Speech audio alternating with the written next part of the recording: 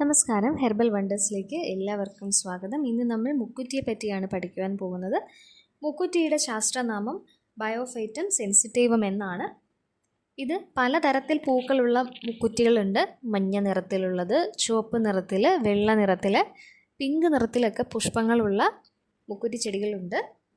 കേരളത്തിൽ പൊതുവെ തീണ്ടാനാഴി എന്നാണ് മുക്കുറ്റി അറിയപ്പെടുന്നത്. നീലം തെങ്ങ് എന്നും പറയപ്പെടാറുണ്ട്. ഇതിൻ്റെ ഇലകൾ തൊട്ടാവാടിയുടെ ഇലകളെ പോലെ ഉള്ള രീതിയിലാണ് വിന്യസിച്ചിരിക്കുന്നത്. രാത്രിയിൽ ഇല കൂമ്പും. ഏകദേശം ഒരു ചെടി ഒരു വർഷം വരെ പരിപാലിക്കുകയാണെങ്കിൽ നമ്മൾ ഒരു വർഷം വരെ ഈ ചെടികൾ നിൽക്കും. മുക്കുറ്റി ചാന്ത് എന്ന് കേട്ടിട്ടുണ്ടാവും. കർക്കിടകത്തോടനുബന്ധിച്ച് പണ്ട് കാലത്തുള്ള സ്ത്രീജനങ്ങൾ ചെയ്തിരുന്ന ഒരു കാര്യമാണ് മുക്കുറ്റി ചാന്ത്.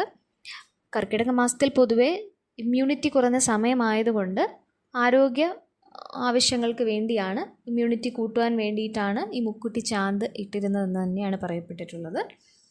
അപ്പോൾ അതിന് ഐതിഹാസികപരമായിട്ടുള്ള ഒരു വിശദീകരണമാണ് പണ്ട് കാലത്തെ ജനങ്ങൾ നൽകുന്നത്. അത് ഭർത്താവിൻ്റെ ഐശ്വര്യത്തിന് വേണ്ടിയാണ്, ഐശ്വര്യമുണ്ടാകുവാൻ വേണ്ടിയിട്ടാണ്, വീട്ടിൽ ദൃഷ്ടിദോഷങ്ങൾ മാറുവാൻ വേണ്ടിയിട്ടാണ് എന്നൊക്കെയുള്ള തരത്തിലാണ് പണ്ടുള്ള ജനങ്ങൾ മുക്കുറ്റി ചാന്തിനെ പറ്റി പറയുന്നത്.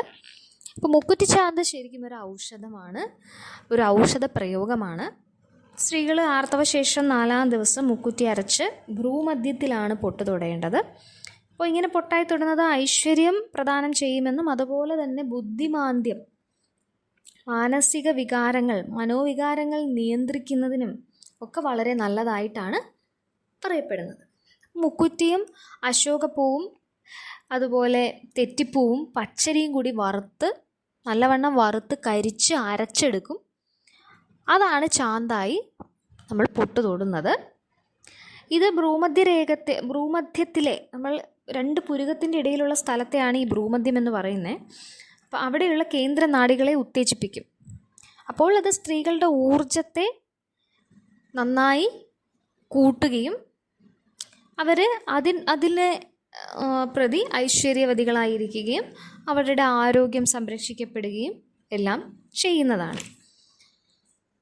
അതുപോലെ മുക്കുറ്റിയുടെ ഔഷധ ഗുണങ്ങൾ പറഞ്ഞാലും തീരാത്തത്ര വിശാലമാണ്.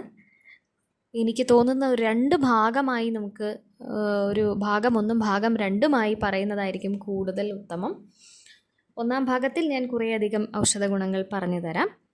എപ്പോഴും നിങ്ങൾ ഒരു ചെടിയുടെ ഔഷധ ഗുണങ്ങൾ കേൾക്കുമ്പോൾ നിങ്ങളുടെ ആയുർവേദമാണല്ലോ ഞാനിപ്പോൾ ഇവിടെ പറയുന്നത്. അപ്പോൾ നിങ്ങളുടെ ആയുർവേദ ഡോക്ടറുമായി ബന്ധപ്പെടുകയോ നിങ്ങൾക്ക് എന്തെങ്കിലും സംശയമുണ്ടെങ്കിൽ താഴെ കമൻറ്റായി ചോദിക്കുകയോ ചെയ്യണം. അതിനുശേഷം മാത്രം വേണം നിങ്ങൾ നിങ്ങളുടെ അസുഖത്തിന് ഈ ചെടികൾ, നമ്മളിവിടെ പറയുന്ന ചെടികളുടെ ഔഷധ പ്രയോഗങ്ങൾ നിങ്ങൾക്ക് സ്വയം ചെയ്യുവാൻ വേണ്ടിയിട്ട്. അപ്പോൾ ചില കാര്യങ്ങളൊക്കെ നിങ്ങൾക്ക് വളരെ എളുപ്പത്തിൽ ചെയ്യാൻ സാധിക്കും. യാതൊരുവിധ പാർശ്വഫലങ്ങളും ഇല്ലാത്ത ചില കാര്യങ്ങൾ, ഇപ്പോൾ മുറിവിൽ മുക്കുറ്റി അരച്ചിടുന്നത് മുറിവ് പെട്ടെന്ന് ഉണങ്ങാൻ സഹായിക്കും. അപ്പോൾ ഇതൊന്നും നിങ്ങൾക്ക് ആരോടും ചോദിക്കേണ്ട കാര്യമില്ല, നിങ്ങൾക്ക് സ്വയമേവ തന്നെ ചെയ്യാൻ സാധിക്കും. അതേസമയം പ്രമേഹം, രക്തസമ്മർദ്ദം, കൊളസ്ട്രോള് അല്ലെങ്കിൽ കിഡ്നി സംബന്ധമായ പ്രശ്നങ്ങൾ ഇങ്ങനെയൊക്കെ ഉള്ളതിൽ മറ്റു മരുന്നുകൾ കഴിച്ചുകൊണ്ടിരിക്കുന്ന വ്യക്തികളൊക്കെ ആണെങ്കിൽ തീർച്ചയായും നിങ്ങൾ ഒരു ഒറ്റമൂലി പ്രയോഗം അല്ലെങ്കിൽ ആയുർവേദ ഔഷധ പ്രയോഗമൊക്കെ, ഈ ഒറ്റമൂലി പ്രയോഗം എന്ന് ഉദ്ദേശിക്കുന്നത് ഏകമൂലിക, ഒരൊറ്റ മുക്കുറ്റി മാത്രം നിങ്ങൾ ഒരു ഔഷധം ഉപയോഗത്തിന് എടുക്കുന്നു എന്ന് പറയുന്നതാണ് ഈ ഒറ്റമൂലി എന്ന് പറയുന്നത്. ഒറ്റമൂലിയും അതുപോലെ തന്നെ ഇതൊക്കെ ആയുർവേദ പ്രയോഗത്തിൽ, ഔഷധ പ്രയോഗത്തിൽ ഉൾപ്പെടുന്ന ഒരു കാര്യം തന്നെയാണ്. ഒറ്റമൂലി വേറെ ആയുർവേദം വേറെ എന്നൊന്നുമില്ല. ആയുർവേദം ആയുസ്സിൻ്റെ ശാസ്ത്രമാണ്. ആയുർവേദം പച്ചിലകളുടെ ശാസ്ത്രം എന്നൊരു വ്യാഖ്യാനമില്ല. ആയുർവേദം ആയുസ്സിൻ്റെ ശാസ്ത്രമാണ്. ആയുസ്സിന് എന്തൊക്കെയാണോ നമുക്ക് ചെയ്യാൻ സാധിക്കുക, ആയുസ്സിനെതിരായി നിൽക്കുന്ന ഏതൊക്കെ അസുഖങ്ങളാണോ ഉള്ളത് അവയെ അമർച്ച ചെയ്യുക, ഇതൊക്കെയാണ് ഈ ശാസ്ത്രം കൊണ്ട് ഉദ്ദേശിക്കുന്നത്. അപ്പോൾ പരക്കെ നമ്മളുടെ ഇടയിലുള്ള ഒരു തെറ്റിദ്ധാരണയുണ്ട്, ആയുർവേദം കഷായം, എണ്ണ, അല്ലെങ്കിൽ ആയുർവേദം ഒടിവിന് ചതവിന്. ഇപ്പോൾ ഒടിവ് മാറിക്കഴിഞ്ഞിരിക്കുന്നു, ഈ ചതവിന് എന്നൊക്കെയുള്ള ലെവലിലേക്ക്, വേദനകൾക്ക്, ഇങ്ങനെയുള്ള ഒരു രീതിയിലേക്ക് ആയുർവേദത്തെ കാണുന്നത് പരക്കെയുണ്ട് നമ്മളുടെ ഇടയിൽ. അല്ലെങ്കിൽ അരിഷ്ടം, കഷായം, എണ്ണ, ഈ ഒരു 3 രീതിയിൽ മാത്രമായിട്ടാണ് ആയുർവേദത്തെ കാണുന്നത്. ആയുർവേദം വളരെ വിശാലമാണ്. നമ്മൾ അലോപ്പതി അല്ലെങ്കിൽ മോഡേൺ മെഡിസിനിൽ പറയപ്പെടുന്ന അങ്ങനെ നിങ്ങൾക്കറിയാവുന്ന എല്ലാവിധ അസുഖങ്ങൾക്കും ആയുർവേദത്തിൽ വിദഗ്ധമായ ചികിത്സയുണ്ട്. ഇപ്പോൾ ഇന്നത്തെ ഒരു ചുറ്റുപാടിനും സാഹചര്യങ്ങളും കണക്കിലെടുത്ത് ഒടിവ് മുതലായ കാര്യങ്ങൾ ഇപ്പോഴും ചികിത്സിക്കുന്നവരുണ്ട്. അപ്പോൾ അത് അങ്ങനെ അങ്ങ് പരക്കെ ചെയ്യാറില്ല എന്ന് മാത്രം. പിന്നെ സർജറികൾ അറിയാമല്ലോ, വളരെ വലിയ വിവാദങ്ങൾക്കൊക്കെ ഒടുവിൽ നമുക്ക് മൈനർ സർജറികൾ ആയുർവേദ ഡോക്ടർമാർക്ക് ചെയ്യാൻ സാധിക്കും. എന്നാൽ വലിയ വലിയ കാര്യങ്ങളൊക്കെ അലോപ്പതി മെഡിസിൻ്റെ അലോപ്പതി ഹോസ്പിറ്റലുകളുടെ സഹായത്തോടെ മാത്രമേ ചെയ്യാനും സാധിക്കുകയുള്ളൂ. അപ്പോൾ നമുക്ക് അത്രയും കോംപ്ലിക്കേറ്റഡ് ആവാതെ ആരോഗ്യം സംരക്ഷിക്കുവാൻ ആയുർവേദം കൊണ്ട് തീർച്ചയായിട്ടും സാധിക്കും. ഇപ്പോൾ ഒരു കിഡ്നി സ്റ്റോൺ വന്ന് നിങ്ങളൊരു ഓപ്പറേഷനിലേക്ക് പോകാതെ ആ കിഡ്നി സ്റ്റോൺ അലിയിച്ച് കളയാനുള്ള മരുന്ന്, പാർശ്വഫലങ്ങളൊന്നും ഇല്ലാതെ തന്നെ അലിയിച്ച് കളയുവാനുള്ള മരുന്ന് ആയുർവേദത്തിലുണ്ട്. അപ്പോൾ അത്തരം കാര്യങ്ങൾ നിലനിൽക്കെ നിങ്ങൾക്ക് ഓക്കെ ആയി, നിങ്ങൾക്ക് നല്ല രീതിയിൽ തോന്നുന്ന കാര്യങ്ങൾ നിങ്ങൾക്ക് ഉപയോഗിക്കാവുന്നത് മാത്രമേ ഉള്ളൂ. അപ്പോൾ ഞാനിവിടെ പറഞ്ഞു വന്നത്, നമ്മൾ പറയുന്ന ഓരോ ഔഷധ പ്രയോഗങ്ങളും അപ്പോൾ നിങ്ങൾക്ക് സീരിയസ് ആയിട്ടുള്ള അസുഖങ്ങളുണ്ട് എങ്കിൽ നിങ്ങൾ നിങ്ങളുടെ മറ്റു മരുന്നുകൾ കഴിക്കുന്നവരും കൂടെ ആണെങ്കിൽ തീർച്ചയായും നിങ്ങൾ നിങ്ങളുടെ അലോപ്പതി ഡോക്ടറെ കാണുന്ന ഒരാളാണെങ്കിൽ ആയുർവേദ ഡോക്ടറെ സമീപിക്കുക. നിങ്ങൾക്ക് മറ്റെന്തെങ്കിലും സംശയങ്ങളുണ്ടെങ്കിൽ ഞങ്ങളോട് കമൻ്റായി ചോദിക്കാവുന്നതാണ്. അപ്പോൾ അതൊന്ന് ശ്രദ്ധിക്കുക, അത്രയുമേ ഉള്ളൂ. ആയുർവേദം എന്നാൽ പാർശ്വഫലങ്ങളൊന്നും ഇല്ലാത്ത ഒരു ശാസ്ത്രമെന്ന് അല്ല. ആയുർവേദത്തിനും പാർശ്വഫലങ്ങളുണ്ട്. കാരണം എല്ലാത്തിനും അധികമായാൽ അമൃതം വിഷം എന്നൊരു ചൊല്ല് തന്നെ കേരളത്തിലുണ്ടല്ലോ. കാരണം അമൃതാണെങ്കിലും അധികമായാൽ അത് വിഷത്തിൻ്റെ ഫലം ചെയ്യുമെന്നാണ്. മരുന്ന് എന്ന് പറയുന്നത് മരുന്നിൻ്റെ മാത്രയിൽ തന്നെ വേണം കഴിക്കുവാൻ. അപ്പോൾ മരുന്നിന് ഡോസ് ഉണ്ട്, അതിനൊരു മാത്രയുണ്ട്. അപ്പോൾ ആ മാത്രയിൽ കൂടുതലായി എടുക്കുക എന്ന് പറയുന്നത് ഗുണത്തേക്കാൾ ദോഷമേ ചെയ്യുള്ളൂ. അപ്പം ഇലകളാണല്ലോ, നമ്മൾക്ക് വായി തോന്നിയതുപോലെ കഴിക്കാം എന്നൊരിക്കലും ചിന്തിക്കരുത്. മരുന്നിൻ്റെ കാര്യമാണ് ഞാൻ പറയുന്നത്. അപ്പോൾ മറ്റ് അലോപ്പതി മരുന്നുകൾ നിങ്ങൾ എത്ര സൂക്ഷ്മതയോടെയാണോ അതിൻ്റെ ഡോസ് എടുക്കുന്നത്, അതുപോലെ തന്നെയാണ് ഓരോ ആയുർവേദ ഗുളികകളും കഷായങ്ങളും അരിഷ്ടങ്ങളും എല്ലാം തന്നെ. അപ്പം അതിനെല്ലാം ഒരു ഡോസ് ഉണ്ട്. അത് കൂടിപ്പോയാൽ അതിൻ്റേതായ പ്രശ്നങ്ങളും ഉണ്ട്. അപ്പോൾ എപ്പോഴും നിങ്ങൾ മരുന്ന് എന്ന് പറയുമ്പോൾ മരുന്നായി മാത്രം കാണുക. ആഹാരം ഔഷധമായി ഉപയോഗിക്കുന്നവർക്ക് മരുന്ന് ഉപയോഗിക്കേണ്ട ആവശ്യം തന്നെ വരാറില്ല. അപ്പോൾ ഇതെല്ലാം ഇൻ്റർലിങ്ക്ഡാണ്, പരസ്പരം ബന്ധപ്പെട്ട് കിടക്കുന്ന കാര്യങ്ങളാണ്. അപ്പോൾ നമ്മുടെ ചിന്താമണ്ഡലങ്ങളെ ഒന്നുകൂടി ശുദ്ധീകരിച്ചതിന് ശേഷം മാത്രം വേണം ഒറ്റ മൂലിക പ്രയോഗങ്ങളിലും അതുപോലെ തന്നെ ഇത്തരം ആയുർവേദ ഔഷധ പ്രയോഗങ്ങളെ പറ്റിയും നിങ്ങളുടെ ദൈനംദിന ജീവിതത്തിൽ ഉൾപ്പെടുത്തുവാൻ വേണ്ടിയിട്ട്. അപ്പോൾ നമ്മൾക്ക് മുക്കുറ്റിയുടെ കുറച്ച് ഔഷധ പ്രയോഗങ്ങൾ നോക്കാം. ബാക്കി നമുക്ക് അടുത്ത വീഡിയോയിൽ കാണാം. മുക്കുറ്റിയും 5 കുരുമുളകുമായി നമ്മൾ കഴിക്കുകയാണെന്നുണ്ടെങ്കിൽ ഇമ്മ്യൂണിറ്റി വർദ്ധിപ്പിക്കാൻ വളരെ നല്ലതാണ്.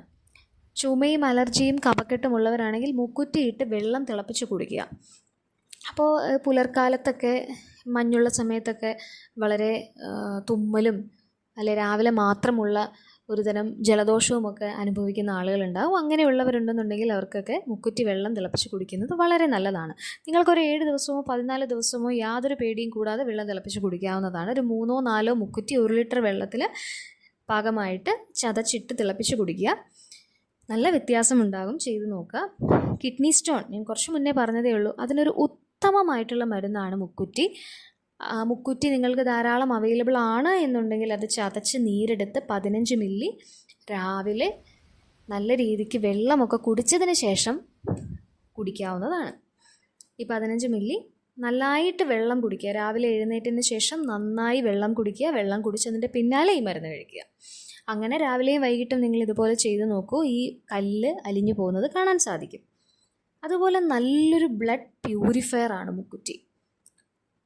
രക്തത്തെ ശുദ്ധീകരിക്കുവാനുള്ള കഴിവുണ്ട്. രക്തത്തിൽ എന്താണ് നമ്മൾ ശുദ്ധീകരിക്കുന്നത്? എന്താണ് ഈ രക്തശുദ്ധീകരണം? രക്തശുദ്ധീകരണം എന്ന് പറഞ്ഞാൽ നമ്മൾ ഉപയോഗിക്കുന്നതും നമ്മളായിരിക്കുന്നതുമായ ഈ അന്തരീക്ഷത്തിലെയും നമ്മൾ ഇപ്പോൾ കടന്നു പോകുന്ന സാഹചര്യത്തിൻ്റെയും ഒക്കെ ഫലമായി ധാരാളം വിഷവസ്തുക്കൾ നമ്മുടെ ശരീരത്തിൽ കടന്നുകൂടാറുണ്ട്. ഇപ്പം നമ്മൾ ഉപയോഗിക്കുന്ന ഇപ്പോൾ ഇന്നത്തെ കാലത്ത് മേക്കപ്പൊക്കെ വളരെ കൂടുതലാണല്ലോ. അപ്പം ഈ ക്രീമുകളിലൊക്കെ അടങ്ങിയിരിക്കുന്ന പലതരം ടോക്സിൻസ് നമ്മുടെ ബ്ലഡിൽ കൂടിയും ഓടി നടക്കുന്നുണ്ട്.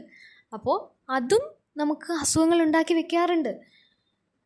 അപ്പോൾ അത്തരം ടോക്സിനുകളെല്ലാം ശരീരത്തിൽ നിന്ന്, രക്തത്തിൽ നിന്ന് റിമൂവ് ചെയ്യുക, നീക്കം ചെയ്യുവാനുള്ള കഴിവ് മുക്കുറ്റിക്കുണ്ട്. അപ്പോൾ ഇത് നിങ്ങൾ രാവിലെ മുക്കുറ്റി നീരെടുത്ത് കുടിക്കണമെന്നൊന്നുമില്ല. മുക്കുറ്റി ചതച്ചിട്ട വെള്ളം നിങ്ങൾ കുടിച്ചാൽ മാത്രം മതി. ഏത് ഒറ്റമൂലിക പ്രയോഗമാണെങ്കിലും ഒരാഴ്ചയോ 2 ആഴ്ചയോ കുഴപ്പമില്ല, 2 ആഴ്ച കഴിക്കാം. ഒരാഴ്ച നിങ്ങൾ ഗ്യാപ്പ് ഇടുക, വീണ്ടും അടുത്ത ഒരാഴ്ച കഴിക്കുക. ഒരു മാസത്തിൽ ഇടവിട്ട് 3 ആഴ്ചകളായി ഇടവിട്ട ദിവസങ്ങളിലോ അങ്ങനെയൊക്കെ മാത്രം വേണം ഈ ഒറ്റമൂലിക. യാതൊരു അസുഖങ്ങളുമില്ല. ഇതുപോലെ ബ്ലഡ് പ്യൂരിഫിക്കേഷന് വേണ്ടിയൊക്കെ കഴിക്കാൻ ഉദ്ദേശിക്കുന്നവർ കഴിക്കുവാൻ വേണ്ടിയിട്ട്. അപ്പോൾ നമ്മൾ അടുപ്പിച്ചൊരു സാധനം കഴിച്ചുകൊണ്ടേ ഇരുന്ന് കഴിഞ്ഞാൽ പിന്നെ ബോഡി തന്നെ അതിന് റെസിസ്റ്റ് ചെയ്യും. അതായത് ബോഡിക്ക് അതൊരു ശീലമായി മാറും. അപ്പോൾ നമ്മൾ ഒന്നിനും ഒരു ശീലം കൊടുക്കേണ്ട കാര്യമില്ല. ഒരു മരുന്നായി കാണുന്ന ഒരു വസ്തുവിനോട് ഒരു ശീലം ബോഡിക്ക് ഉണ്ടാക്കേണ്ട ആവശ്യകതയില്ല. ബോഡിയെ നമ്മൾ പ്രേരിപ്പിക്കുകയാണ് ഇന്ന കാര്യങ്ങൾ ചെയ്ത് നീക്കം ചെയ്യുവാനും അതുപോലെ തന്നെ ആരോഗ്യമുള്ള ശരീരമാക്കി വെക്കുവാനും നമ്മൾ ശരീരത്തെ നമ്മൾ തന്നെ പഠിപ്പിക്കുകയാണ് ചെയ്യേണ്ടത്. അതിന് സഹായകമായിട്ടുള്ള വസ്തുക്കൾ മാത്രമാണ് മരുന്നുകൾ, അല്ലെങ്കിൽ നമുക്ക് ഈ ഒറ്റമൂലിക പ്രയോഗങ്ങൾ എന്നൊക്കെ പറയാൻ സാധിക്കുന്നവ. അപ്പോൾ ധാരാളം ഔഷധയോഗങ്ങൾ ഇനിയും പറയുവാനുണ്ട്. ഇനി അടുത്തൊരു വീഡിയോയിൽ നമുക്ക് കാണാം. അതുവരെ വീണ്ടും കാണാം. നന്ദി. ആദ്യമായാണ് ചാനൽ കാണുന്നതെങ്കിൽ സബ്സ്ക്രൈബ് ചെയ്യാൻ മറക്കരുതേ.